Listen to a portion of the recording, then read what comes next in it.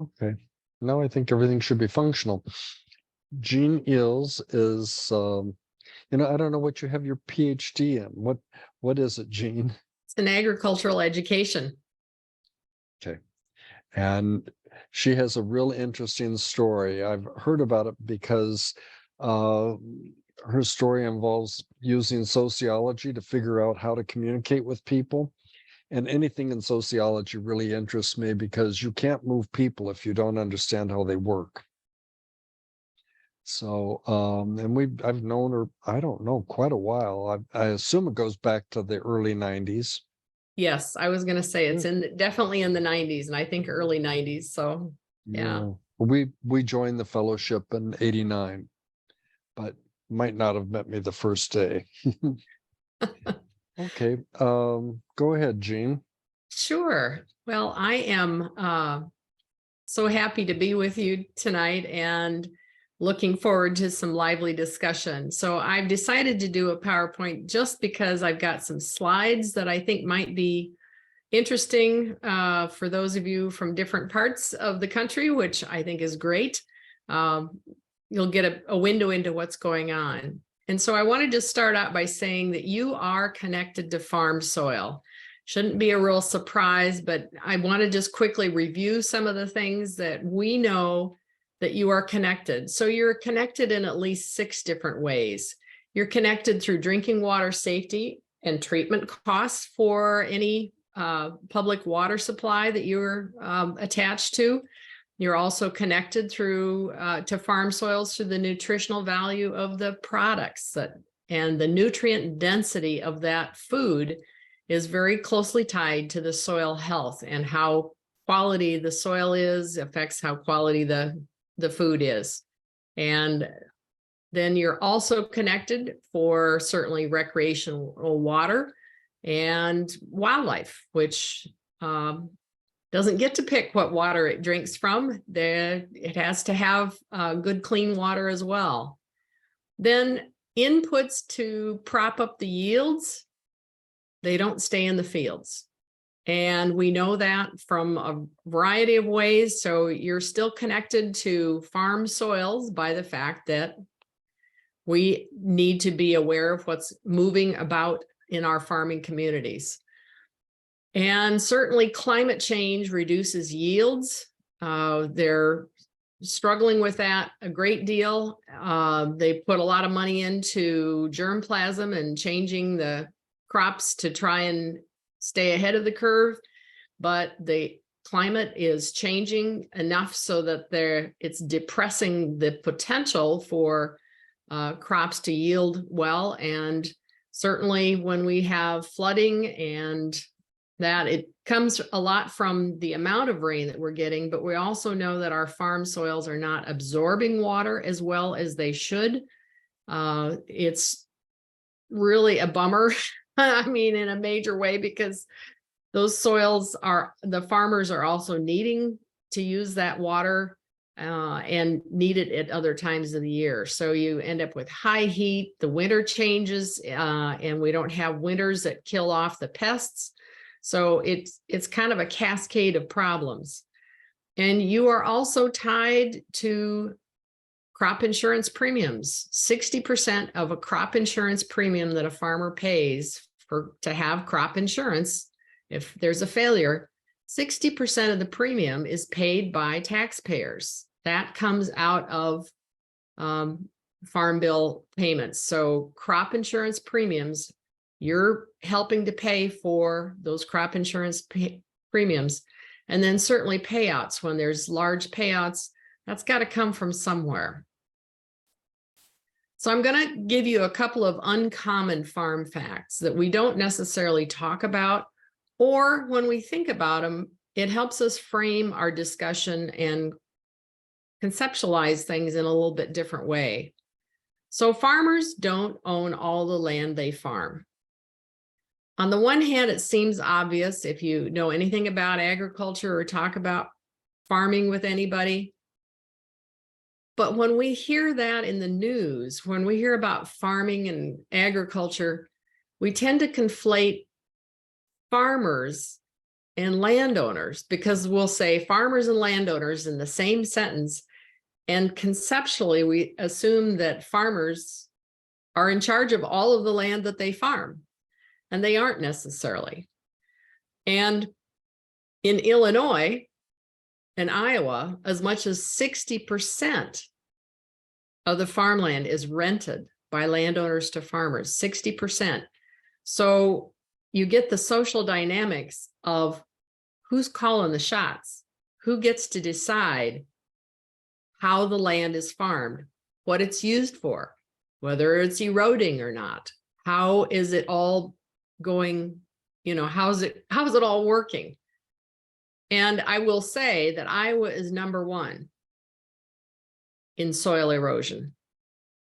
Not exactly a farm fact that you're going to find on certain websites. It's just not going to be something that people are going to shout about, but we have to talk about this, and we have to recognize that landowners are a key part to all of what is going on in agriculture. And a lot of times we get a pass. I share a small farm in Iowa with my siblings, and a lot of times we get a pass because the focus ends up being on farmers as if they're the only decision makers.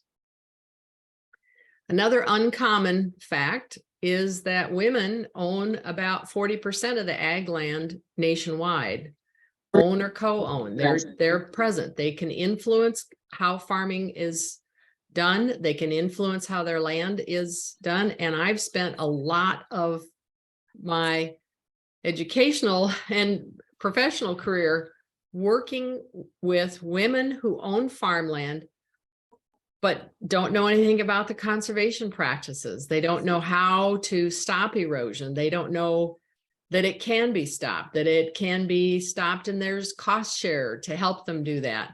So women get left out. They're the most invisible people in agriculture. Now, women landowners, and I want to pause and stop and think about that. If I asked you to draw a picture of a woman farmer, you'd know where to start. But I ask you to draw a picture of a woman landowner, and what do we all look like?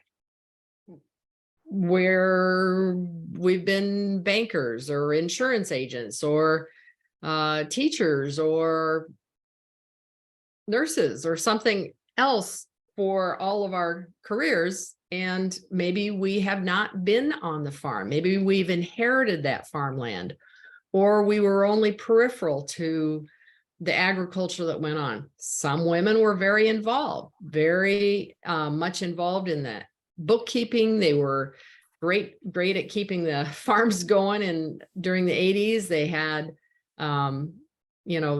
lots of jobs on the farm, maybe helping make decisions. But if you think about that whole population distribution, you don't have all the women who are active in farming who own the land.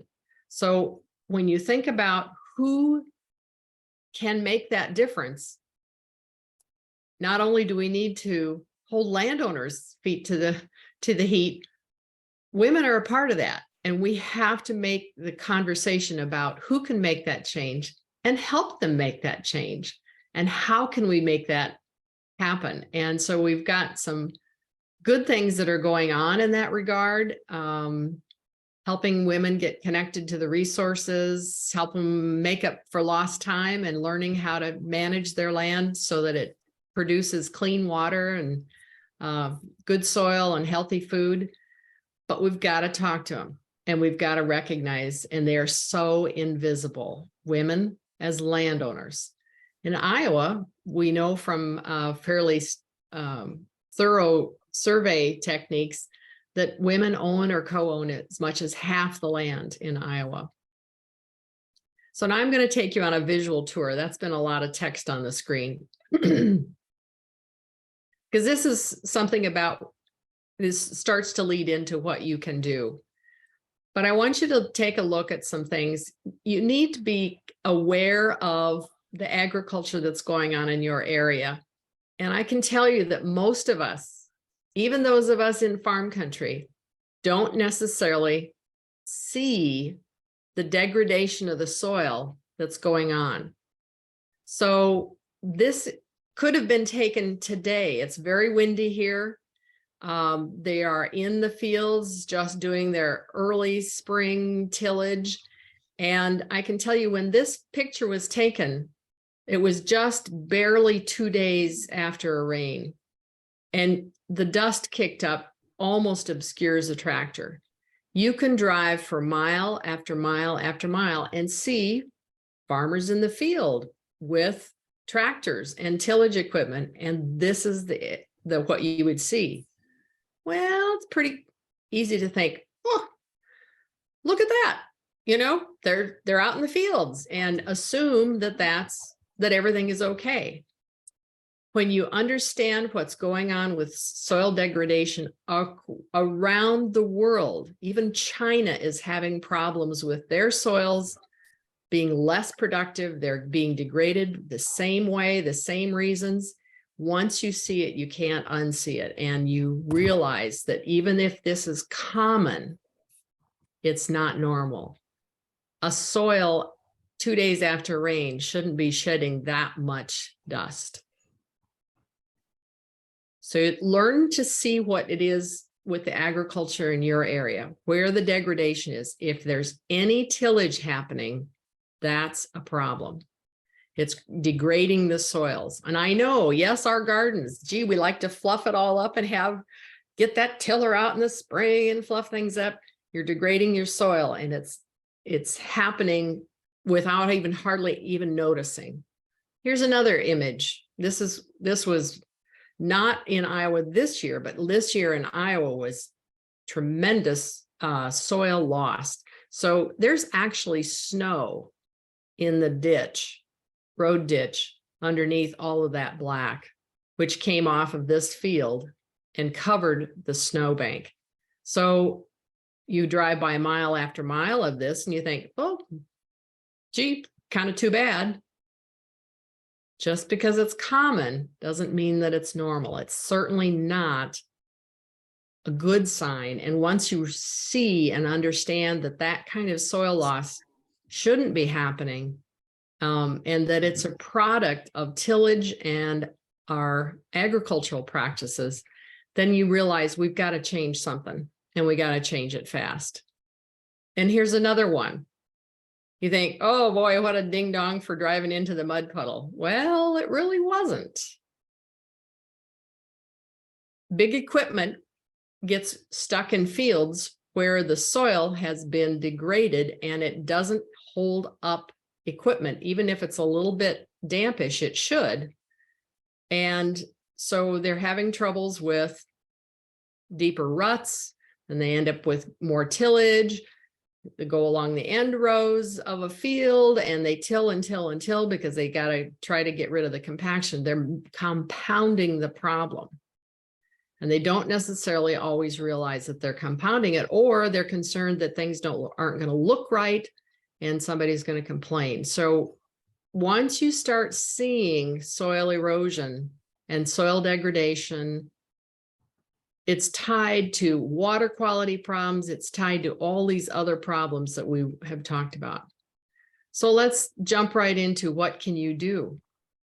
You know, I know one of you is from Massachusetts. I'm not sure where some of the other states are. What can you do? You know, if you're not on a farm or have ag ground, learn to read what's going on in your area.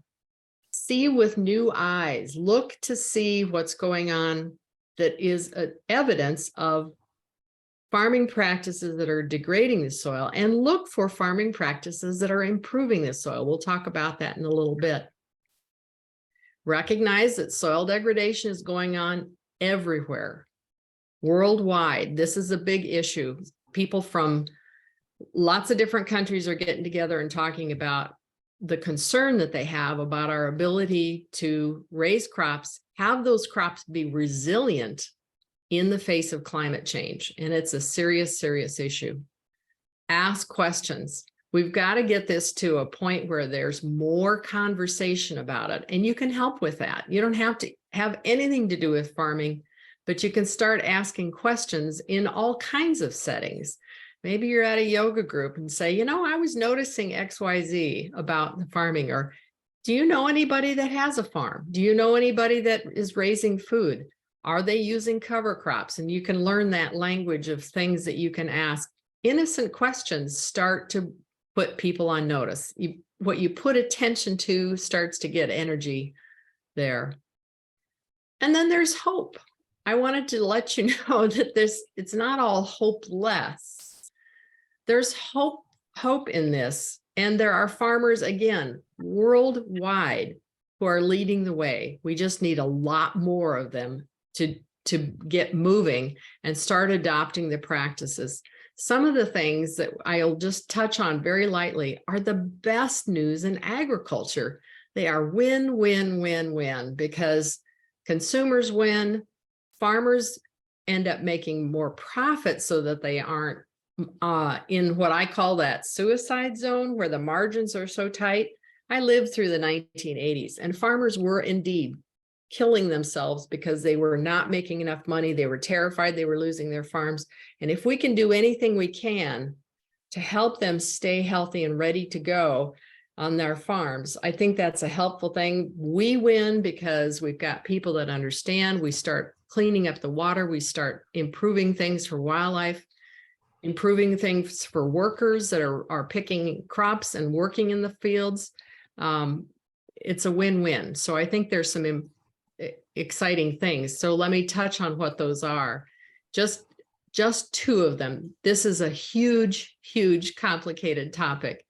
But cover crops are something that are used in places that are too wet, too dry, too short a season. They're too cold, all that kind of stuff. People will say, oh, we can't use those here. Yes, you can. You can figure out how to use cover crops, and we have got to start using cover crops or keeping the ground in living roots most of the year. Perennial crops would be outstanding if we can get to that.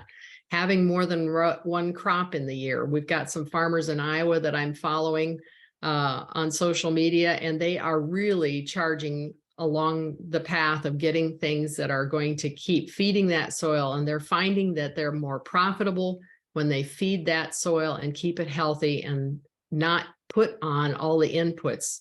Some of them are starting to use less of the fertilizer. Some are using no fertilizer. Some of them are not even taking crop insurance because they know their soil is going to handle whatever comes at them.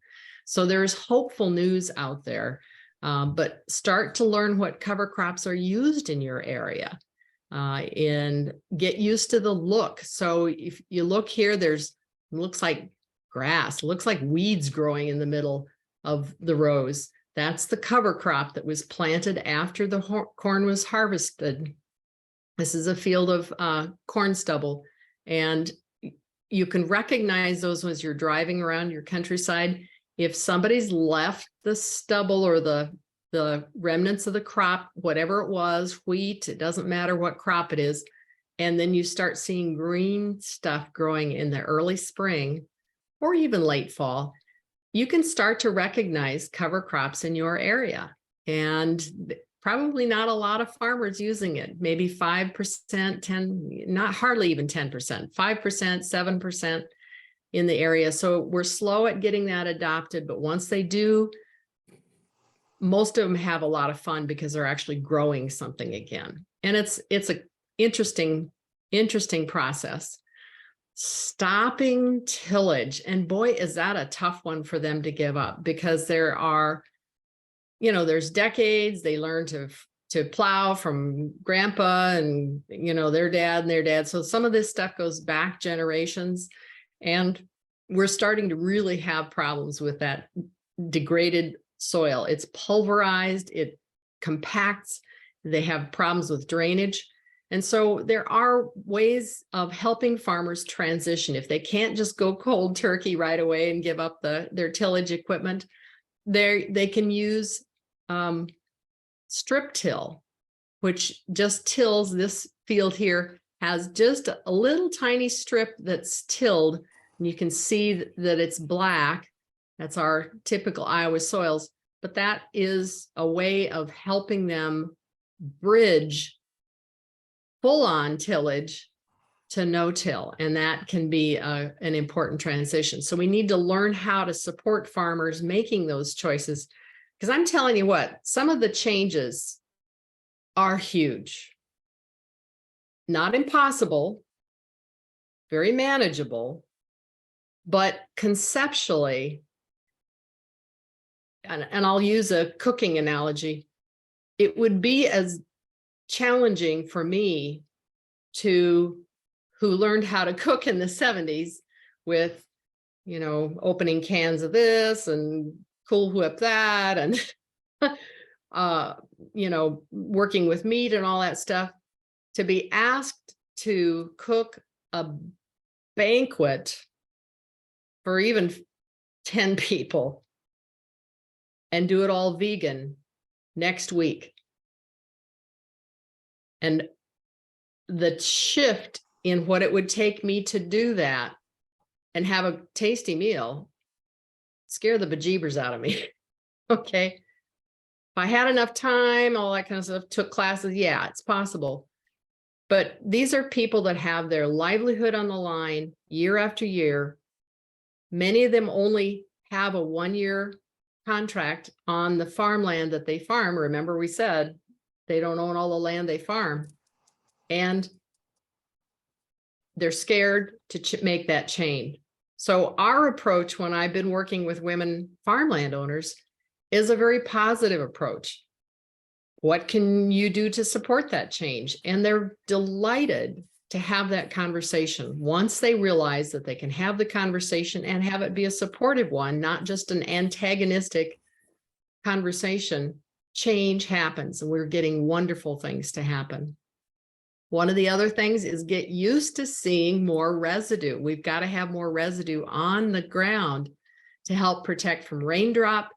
And there is a whole herd, a micro herd of bacteria in the soil that need the carbon that is in the residue. They need that food source.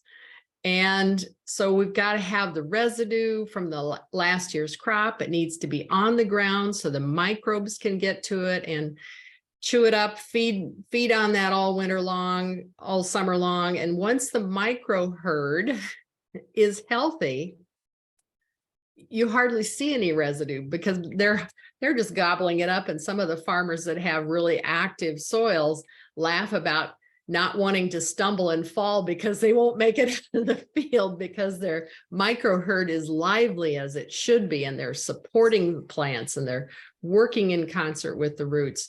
So there's a lot that we've learned about soil health, and we need to have more conversations about what that is. So again, what can you do? Ask questions. Start asking about what's going on. Find out what the leading edge regenerative practices are.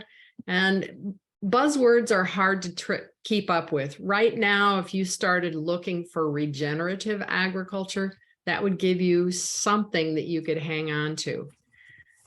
Farm bill discussions are coming up right now. We've got things that are happening, and anybody that's making change, I don't care whether it's urban farmers who are looking at soil health, they can use cover crops also.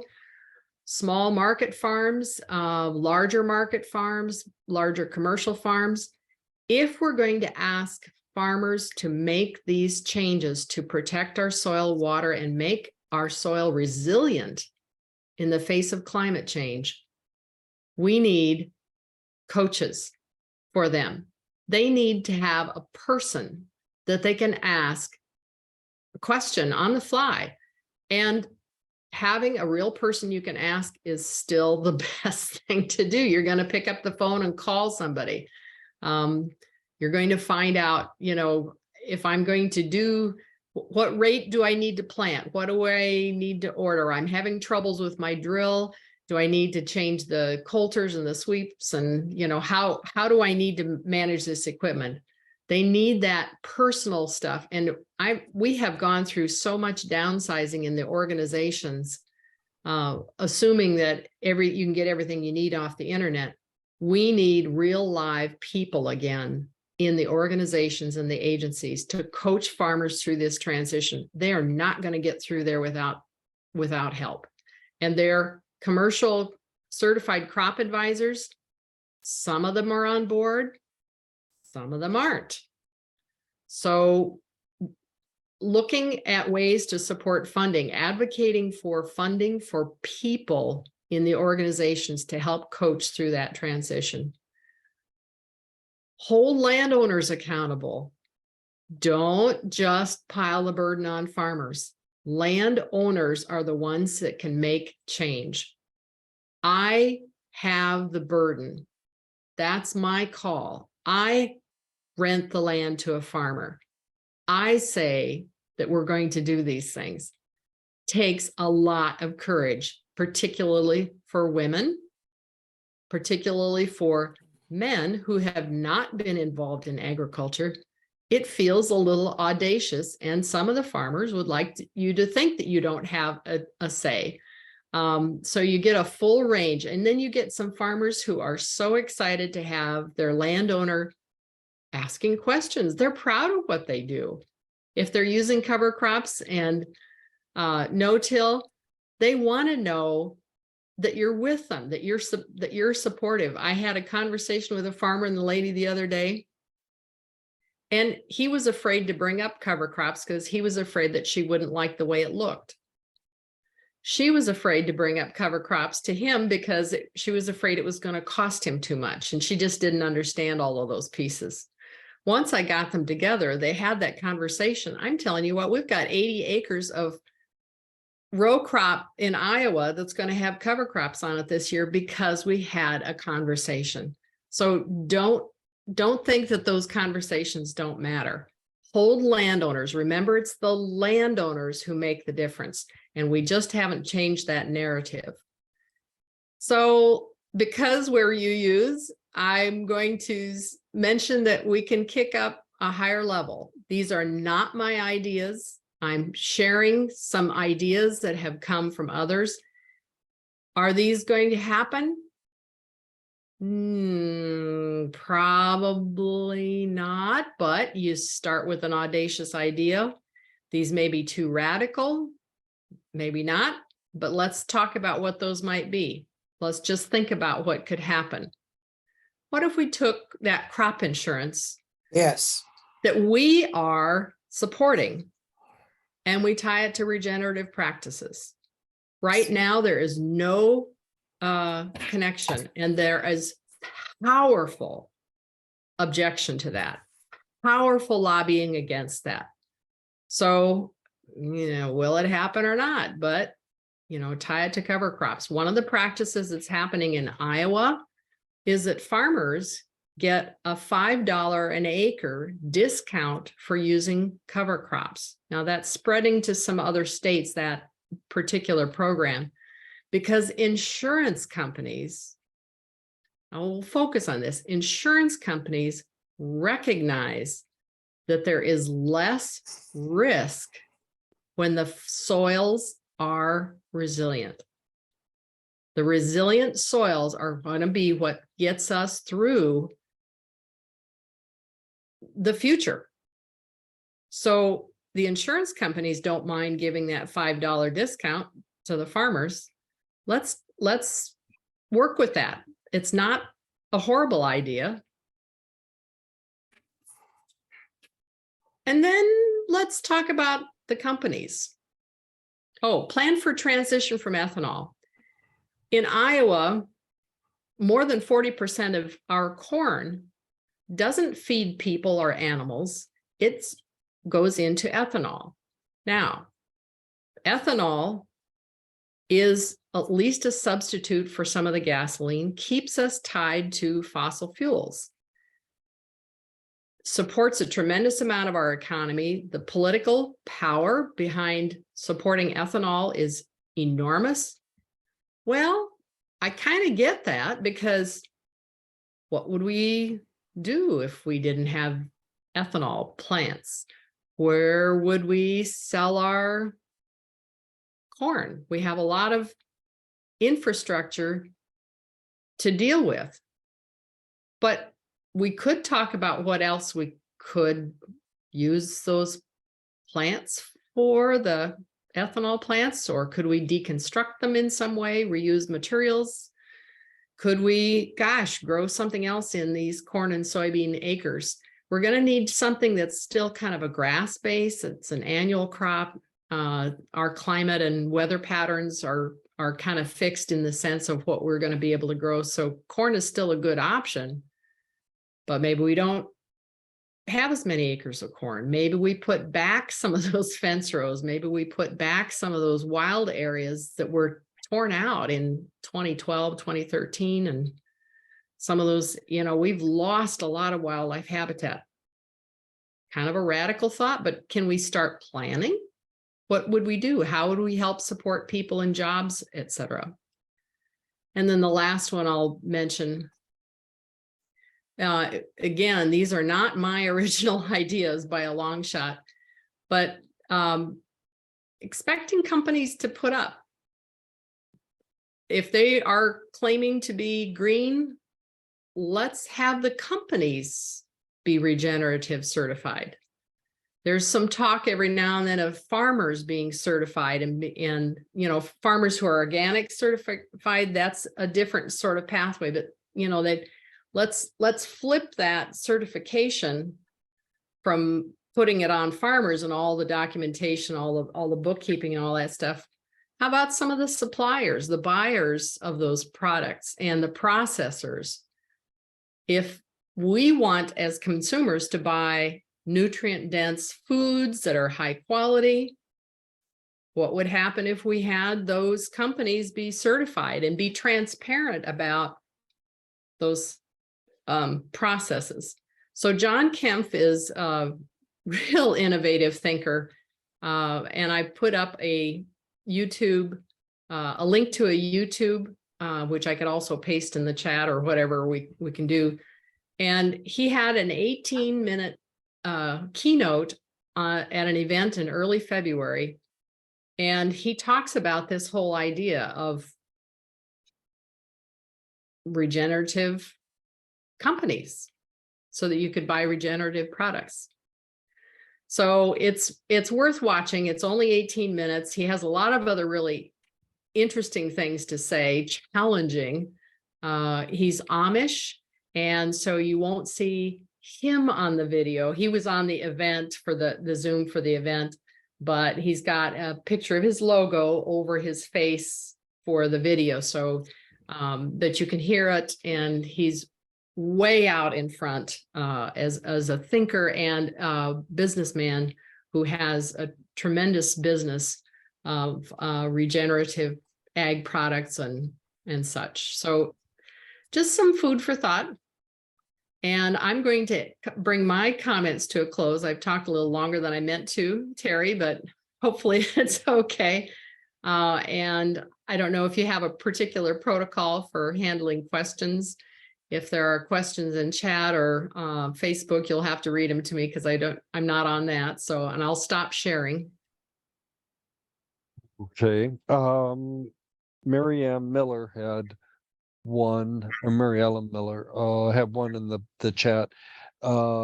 There's also a cost of changing equipment that deters some, I can't see what's behind part of it. Deters some producers. produce. Exactly. Yeah. Yeah. And most interesting to me on that one, Mary Ellen, you're exactly right. Interesting to me is that John Deere as a company has not sold a planter since 1969 that cannot be used for no-till or direct planting. So for some, maybe this is a place where the landowner can be creative and help find somebody that can custom do a service. Somebody else in the neighborhood may have the right kind of equipment. It may take very little modification to equipment. Sometimes you can buy a little bit of extra, that may be my skin in the game as a landowner. That could be a part of it as well. So yeah, that's a challenge. So I see Jim's question there, problem with farming, they have to buy seeds from companies. And yes, that is a real challenge. Finding the seed, they're still tied into some fairly large ones, but I will tell you that I'm excited about some of the things I'm seeing on the horizon and some of the talk as I watch some of the leading farmers. They're finding different sources and they're trying to break away from some of that. And Black farmers, I am just heartbroken to see the numbers continuing to fall for so many reasons. I'm linked in with some of the Black farmers that I know and trying to do everything we can to get more support there. It's heartbreaking. Okay, Mary Ellen has got her hand up. Okay, I've got a new computer, so can you hear me? I can. Okay, wow. Always good to see Jean. As many times as I hear her, I always learn something new. Another option is both Jean and I are county soil and water commissioners. And in our county, we lease cedars. The primary focus is to encourage people to use cover crops and also to consider converting some acres to native prairie. So because if you're just planting a few edge of field acres, you can't afford to buy that cedar. So we rent it very reasonably. And I tell you, we've got, I think, 3 different cedars. We just bought a new one. They get used a lot. The lifespan we've learned is about 5 years because they're used so much. But that's another way to take away some of the costs and risks to the producer. Okay. And I see Lucy's Lucy next. has her hand up. Yeah, I wonder if you've looked at the Farm Bill and if you have suggestions for how we can lobby to get the right things into it. That is the $64,000 question, really. I'm not an expert on the Farm Bill. I lean on some of the people that I know that are really good with the Farm Bill. And there's a woman, let's see, the Center for Rural Affairs out of Nebraska has some people that are really, really up on the Farm Bill and really good with the things that we can advocate for. And there's a woman that used to work for Tracy Bruckner, if you can find her. She's stayed in Nebraska. I can't remember what center she works for now, but she is really sharp on the Farm Bill and is on top of these kind of things. So lean on some of those nonprofit organizations who do have experts on the Farm Bill. Practical Farmers of Iowa is another one that I'm familiar with, but I'm trying to think of ones that have bigger reach. Jean, I just attended a meeting co-sponsored by the National Isaac Walton League and the National Wildlife Federation on the Farm Bill. People came from all different organizations. They're going state by state through the Midwest. So if you know people in Isaac Walton League or National Wildlife Federation, they are also working very hard on resilience and sustainability in this Farm Bill. And I just want to urge urbanites not to hesitate to talk to Jean Eells and Chuck Grassley about your concerns about soil health and ag resilience. They need to hear it from lots of people, not just the ag community. And like Jean said, the actual number of producers keeps going down as the acres keep getting bigger. So for urban people to be speaking up about their concerns, that would help a lot. Very And also, powerful. our 2 new youngest representatives in Congress, Nunn and Feenstra, are both on the Ag Committee. And so they're brand new, so they need to hear a lot too. So we have a lot of influence in Iowa. So I always encourage urbanites to speak up. And just even if you find one piece that you can really hang on to and say, I know this is important in the Farm Bill. Now, the conservation title of the Farm Bill is a small slice of the pie.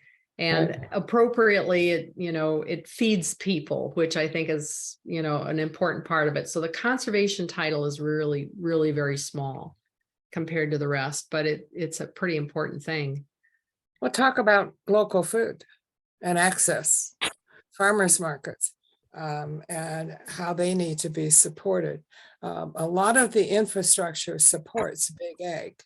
So sometimes we have to talk Oh, about yes. how to build a new set of infrastructure for local food and smaller farmers that are farming sustainably.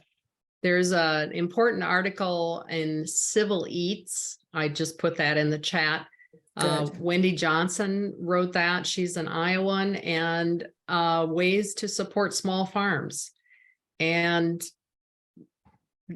that's what small farms feed people. That's where we feed a lot of people, and making sure that we keep those small farms in place, I think is really critical. That's a part of it.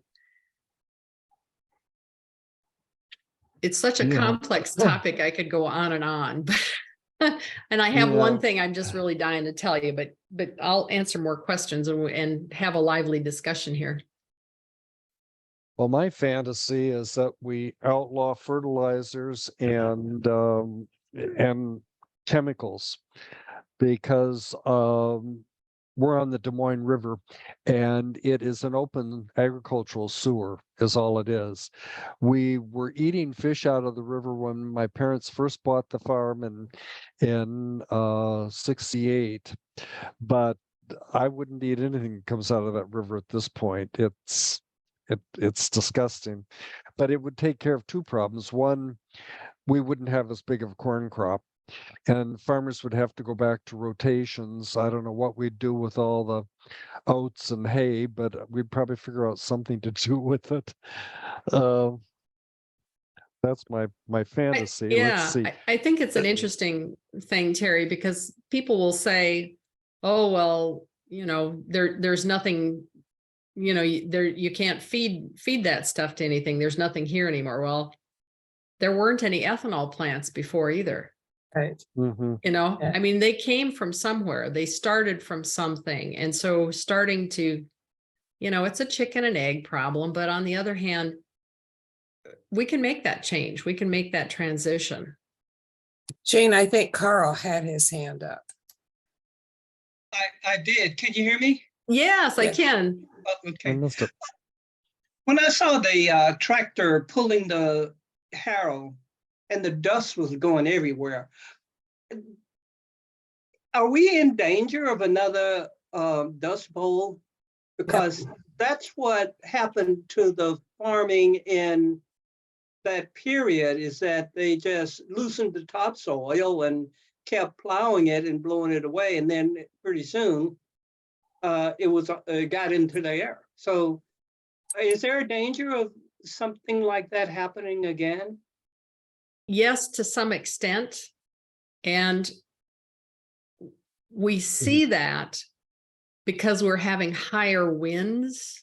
So the derecho winds that have come across the Midwest, Iowa has had 3 derechos, has been impacted by 3 derechos in 3 years.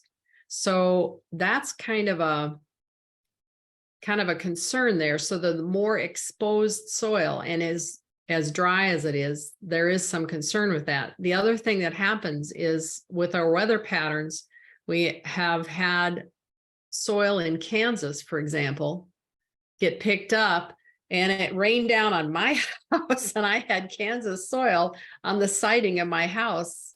It was just like, where did that color soil come from? And it was coming from other areas. So we're moving a lot of soil that way. Has some of that always happened? Yes. we get soil from Africa, et cetera, so there's some of that that goes on. But we certainly don't need to be having ours moving around. I can tell you that. So good question, Carl.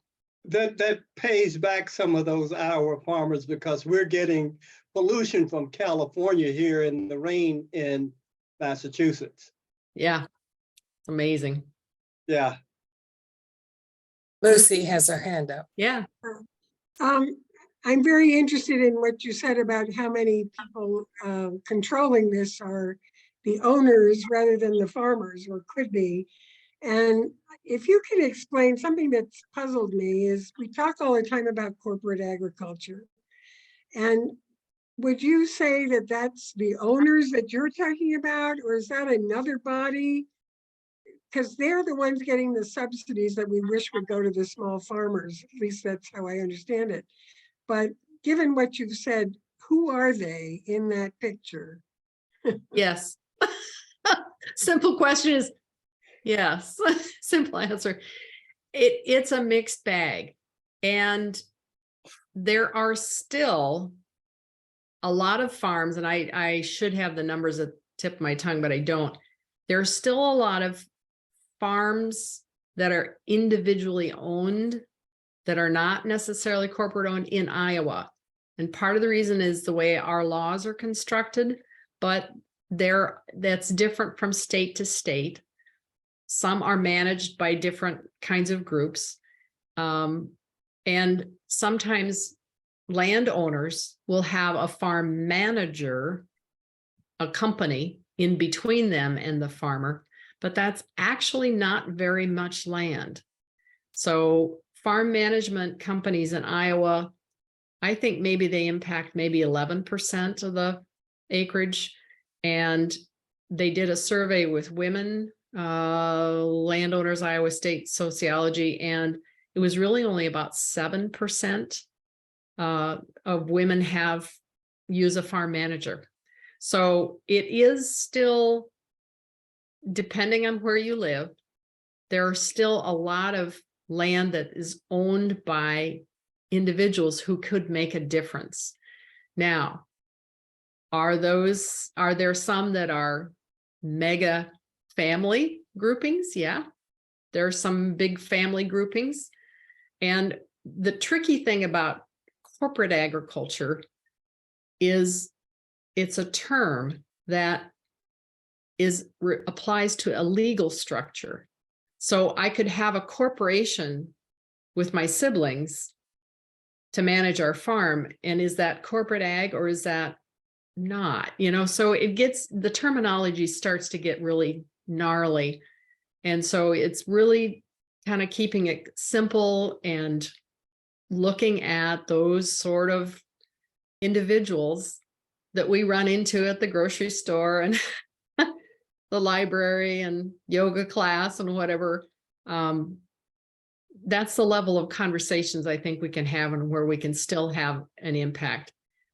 And are we going to catch everybody? Maybe not. But if we could double the number of cover crops that we have in Iowa right now, which depending on whose percent you use, 5%, 6%, 4%. What if we could double that by reaching women who are innovators and willing to take a risk and can push that envelope and go that, get out in front of this? I think there's a tipping point. If we get to 13 or 14%, I think, of adoption, then it starts to have momentum. So we've got to get moving. To get that tipping point, we've got to move fast. Everything in agriculture, every change is a year away because decisions are made and you've got a whole growing year. You've got it, you're committed to what 2023 is already going to be. Fall of 23 is as soon as you can implement a change. So we have to have these conversations. We've got to get going now. So Nancy, I'm sorry. Nancy Well- Warner asked a question. I think she's gone. How do you address the message that plant-rich diets are the best way for individuals to address climate change? How does this view relate to fertilizers? Complex and complicated. And I generally don't get into the plant-based diet discussion because it's a lot more nuanced than I have time bandwidth to deal with. Mhm. As it does impact fertilizers is the necessary linkage to livestock on the ground and their urine and droppings enriching the microbes to enrich that soil. It makes a difference. And so having livestock, grazing animals makes a big difference. And yes, plant-rich diets, good thing, you know, we could raise all kinds of food grade beans. We could raise lentils, pulses, all of that whole stuff. Our climate would work for that. Do we have the infrastructure? No, but we should. You know, I mean, Mhm. how could we do that? We could raise those things and people could eat that too. Yeah, I think Lucy had a question or a Well, comment. just back to the corporations again. So I mean, it sounds like there are a lot of corporations involved, and maybe not in Iowa, but somewhere. And so would it just be the chemical industry and the seed industry, things that are implants into farming as opposed Yeah. to the farms themselves that the subsidies are going to? I guess I'm questioning where all those huge subsidies are going to that could go to small farmers. Yeah. And a lot of times the subsidies are hidden. That's why I bring up crop insurance. It's the crop insurance premiums. And those do happen to go to the farmers. I mean, the farmers benefit from that directly. But a lot of agriculture is built upon those farmers. And you're right, Lucy, it's the inputs that really start to drain farmers' profitability. So this is a fun exercise as you're listening to people comment about agriculture on TV and listening to advertising. When the conversation is about yield and farmers are talking about yield only, that's much more of a corporate message because they're, you know, you got to have a high yield in order to have something to sell. If you don't have the yield, and, you know, here's where the dollars.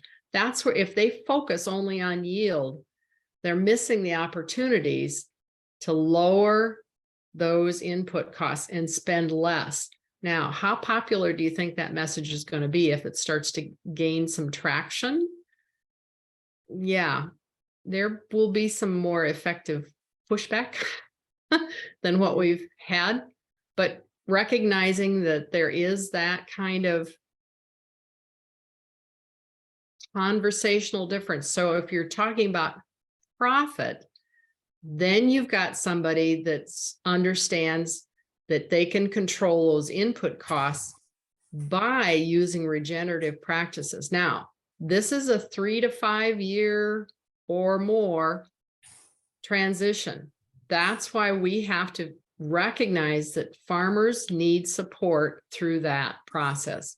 It may be in the form of cost share to help them adopt those practices. It may be in the form of a lease arrangement where the landowner maybe helps pay for 90% of the cover crop cost, the seed and the putting the seed in the ground. Then the next year it's 80%, 70%, 60%, 50%, and then you hold at 50% where you share in that cost because that's always going to build your soil and your soil is your asset. So that's a process. Let me share a slide and we'll deconstruct this one just a little bit.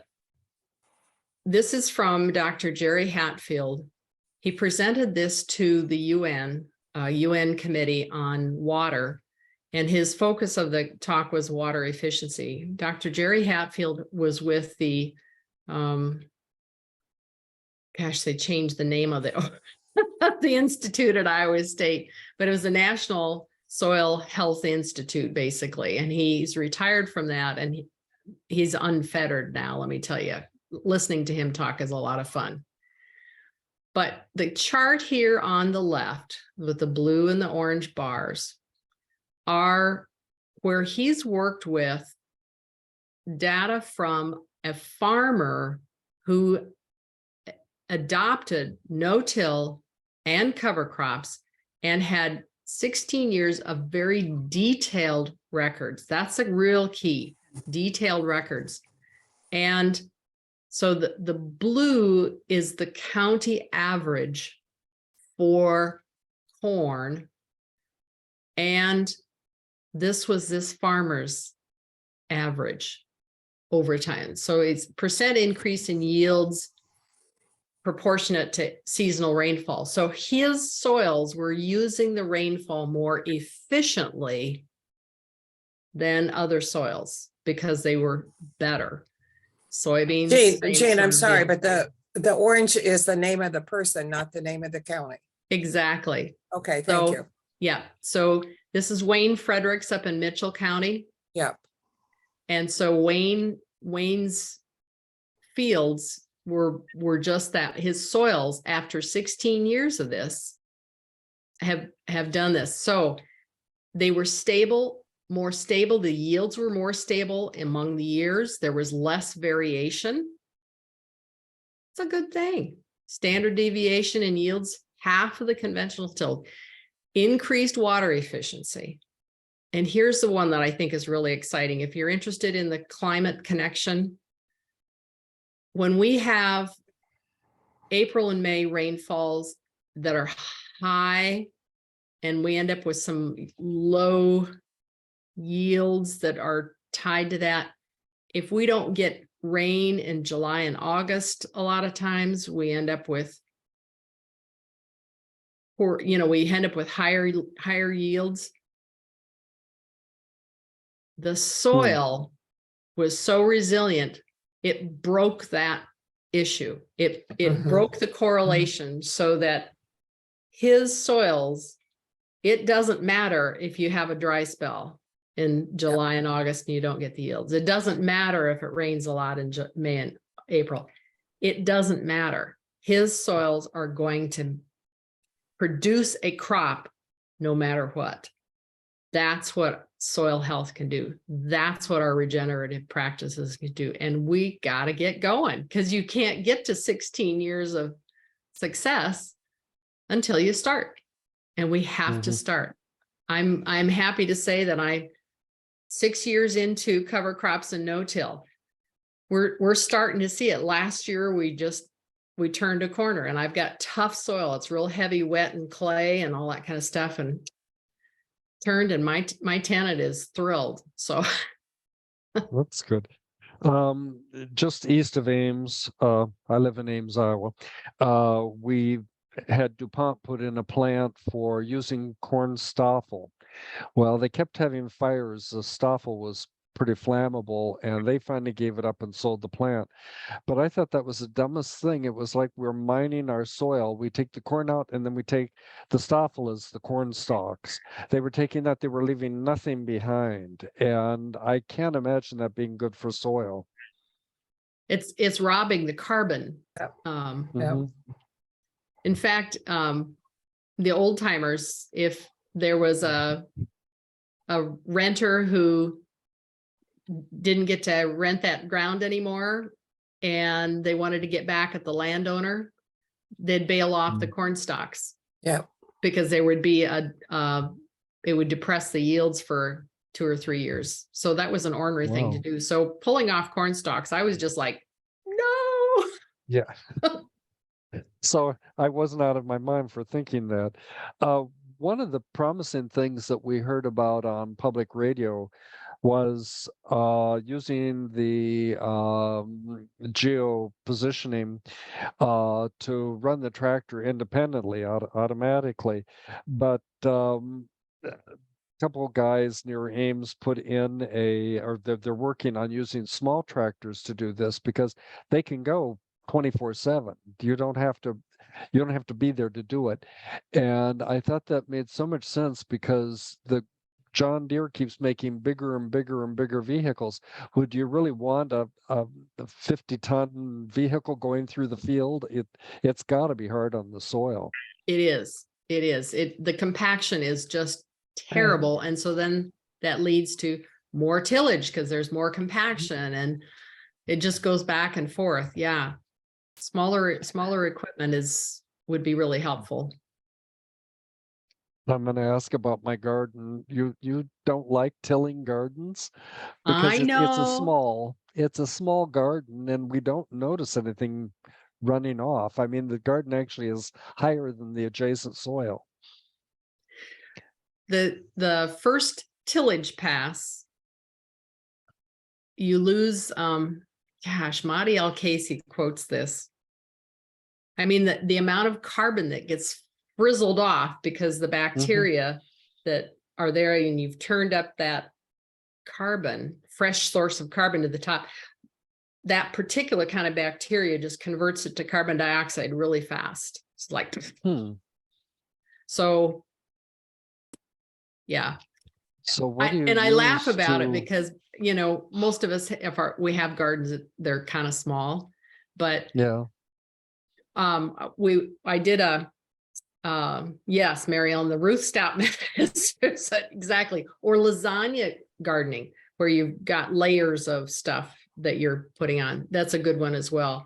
But I was at an extension farm in Wisconsin, and they took us around and they had little plots and they had just turf grass in between. And all of the garden plots were about 6 inches low. So you really had to watch where you're walking so you didn't turn your turn your ankle. Yeah. Because the soil is pulverized and it degrades and it compacts and you get less and less and less. So it doesn't even have to move. You're just losing all of the soil structure, because a good healthy soil should have half air pore space and half, and the roots will do that. You can do more tillage with biology than you can with iron. Roots, not iron. So we'll learn to work with cover crops. So I follow some different farmers on Twitter, and one of the guys was posting how he is preparing a plot for a garden that he'll plant in actual garden vegetables in 2024, but he's going through a whole process to get rid of perennial grasses and another mare's tail or some other kind of weed that he was trying to suppress. So he's using cover crops, no chemicals, using cover crops to do that. So there are pathways for organic farmers. It's a lot harder. They still have to use some tillage in that whole process, but because they tend to rotate their crops, their soils hold up better. So you can have more tillage as long as there's a better crop rotation.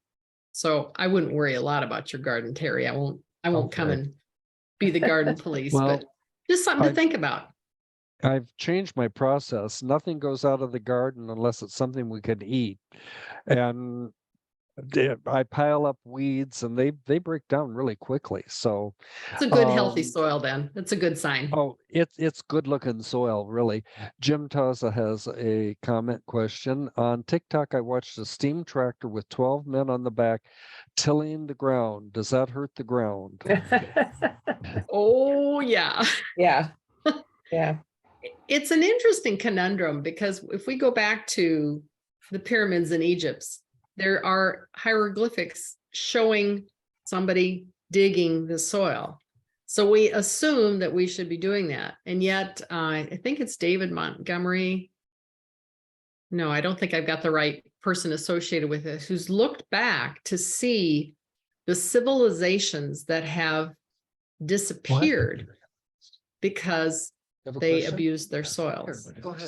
And they slid off of mountains, the soil slid off of mountainsides and ended up in valleys, got washed out, and they're left with nothing. So yeah, we kind of got to pay attention. You're right. We've got to be on top of this. So yeah, that tilling does hurt. Mark has a question, my husband, and we haven't signed all the papers, but basically we're headed towards putting our whole farm in CPR conservation, and we'll plant it CRP. in prairie. Yep. Yeah. Conservation Reserve Program, CRP is a good way to do that. And for some farmers and some farms, if it's an okay farm to till later, that's an ideal time for an organic farmer to start, because it will have had no chemicals for a number of years, and they need it 3 years for certification. So sometimes that's a this- great transition opportunity for some farmers. Yeah, well, this might be our kids' problem because it's a 10-year contract, and I'll be 76 pretty soon. So No. I know. If you Do believed the in hell, math. you'd go to hell for lying, Terry.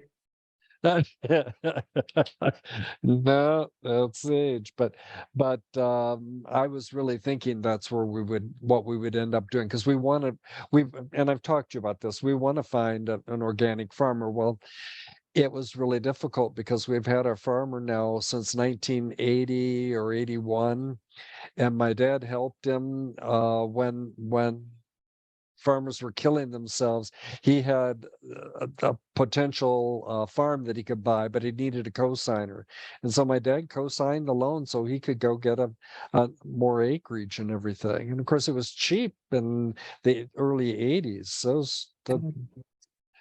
you couldn't Yeah. make any money on farming, so everybody was killing themselves. Yeah. Lucy's got her hand up. Just to go back to the garden idea, if you do have weeds, can you plant your new vegetables or your cover crop with the weeds, just not worry about them? Combination of things. The lasagna gardening, and you can look that method up, uses a lot of smothering. And so they'll use newspapers to smother weeds, cardboard, various things like that, and just smother it out. I'm trying it. I'm not a good gardener. I can't claim to have any skill in that particular method, but I will say last year it was the cleanest garden I ever had. So Well, I'm sure I'll need that's to a start help. over this year, but on the other hand, it's a place to start. But you're Well, saying you really do need to remove the weeds somehow or other.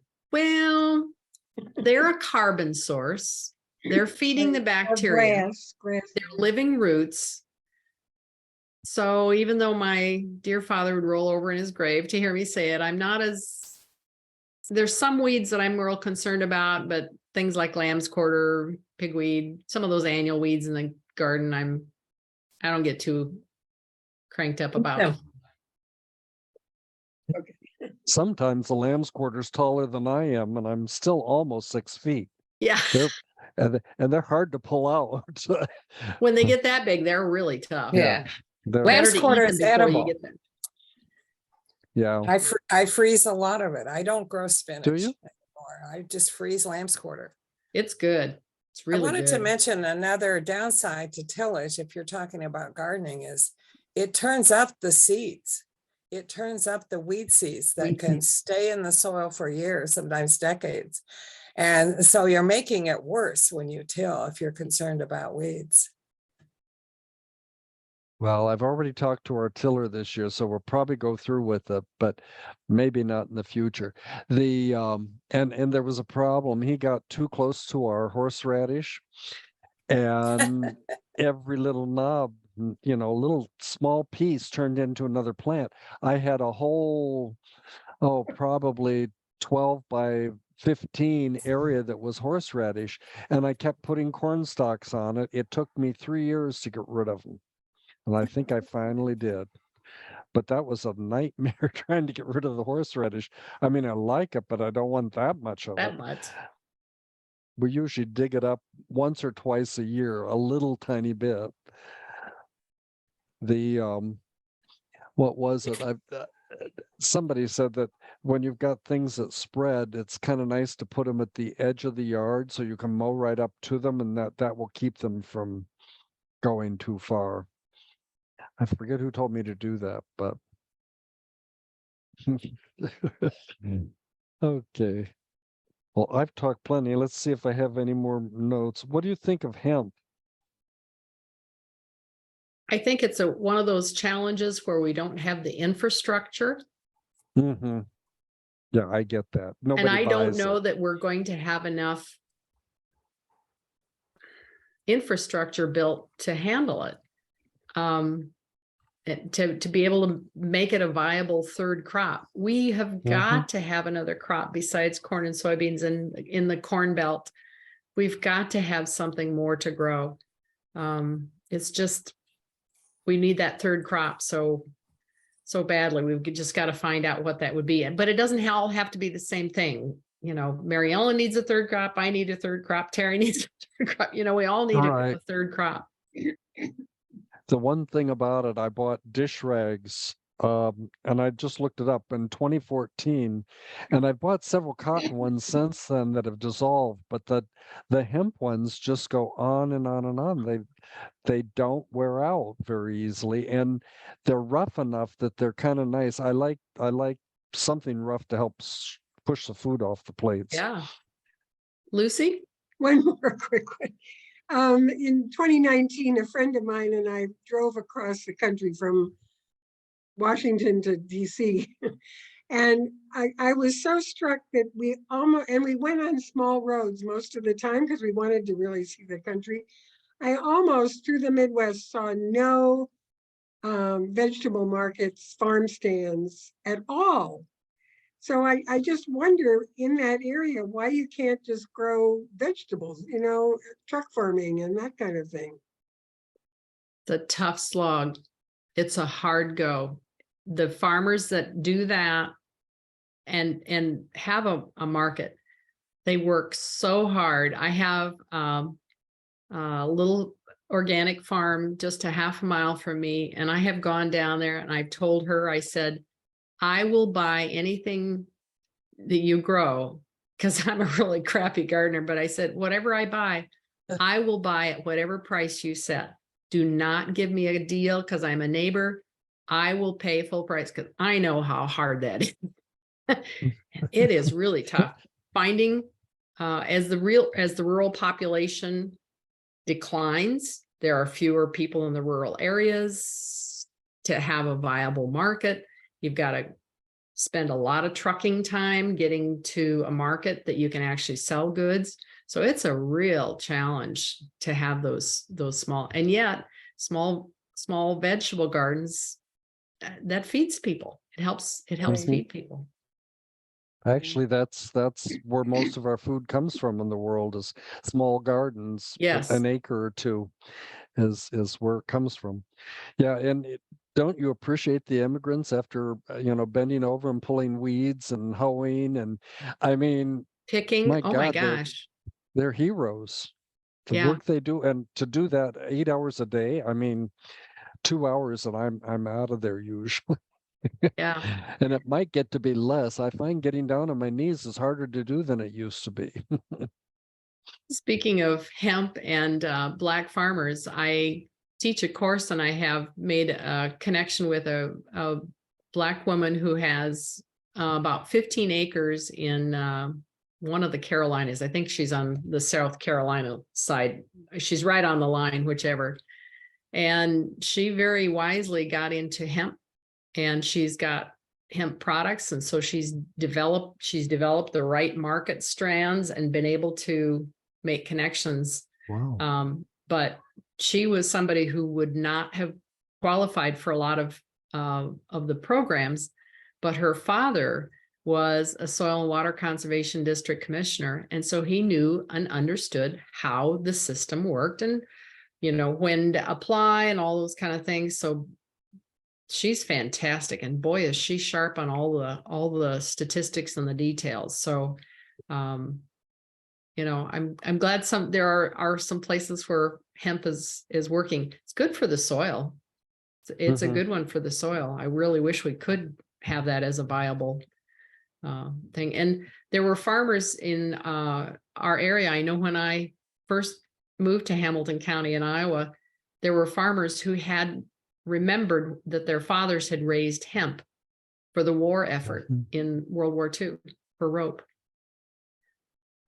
And it still grows on the farm. And if lamb's quarter is 6 feet tall, it's 12 feet tall. Easily. It can be huge. Yeah. Yeah. But we had a friend who tried to smoke it and all she got was a headache. So Right. Very low THC ditchweed. Yeah. Well, I guess. Well, I'm going to thank you. I don't want to cut anybody off. Are there any more questions? Just an appreciation. Thank you so much, Jean. I enjoyed all the facts that you gave us in the beginning, and I'm enlightened. I don't think I'll ever go back to farming, but it's good to know. Good stuff. No, thank you very much. Thank you very Thanks. much. You're welcome. Oh, I thought Okay. very educational. Even though I'm not a farmer, the program was very educational. Great. Thank you. Thanks, Yeah. Jim. Okay. Hope to see Good you guys night.